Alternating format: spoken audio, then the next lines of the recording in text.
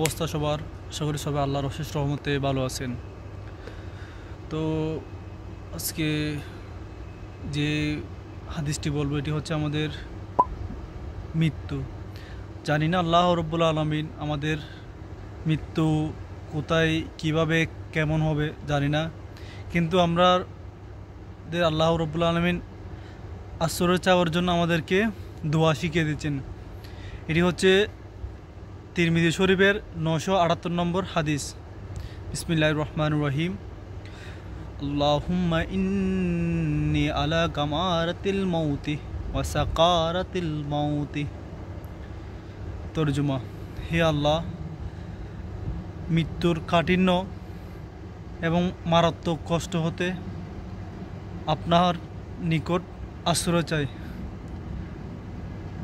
আল্লাহর সামনে না চাইলে আমরা এই মৃত্যুর যন্ত্রণাটা আর কে কমাতে পারবেন? তো আমরা আমাদের যে রব, আমাদের যে অভিভাবক, তার কাছেই তো চাইতে হবে। তিনি আমাদেরকে দোয়া শিখিয়ে দিয়েছেন যে তার কাছে আশ্রয় চাওয়ার জন্য। তো আমরা তিরমিজির হাদিসটি মেনে আল্লাহর কাছে মৃত্যুর যন্ত্রণার এবং কষ্টদায়ক মৃত্যু হতে আমাদেরকে আল্লাহর কাছে প্রার্থনা চাইতে পারি এই হাদিসটির মাধ্যমে। তো আল্লাহ রব্বুল আলামিন আগে প্রথমে যেন আমাকে হেদায়েত করে, তারপর আপনাদের জন্য হেদায়েত করে। কারণ জানি না আমি গুনাহগার বান্দা, কার উসিলায় কী হয়ে যেতে পারে। হয়তো আমি কখন চেঞ্জ হব, আপনারা কখন কার মাধ্যমে চেঞ্জ হতে পারে, আমি নিজেও জানি না। তো আল্লাহ এই জন্য আমাকে প্রথমে যেন হেদায়েত দান করে, তারপর আপনাদেরকে যেন হেদায়েত দান করে।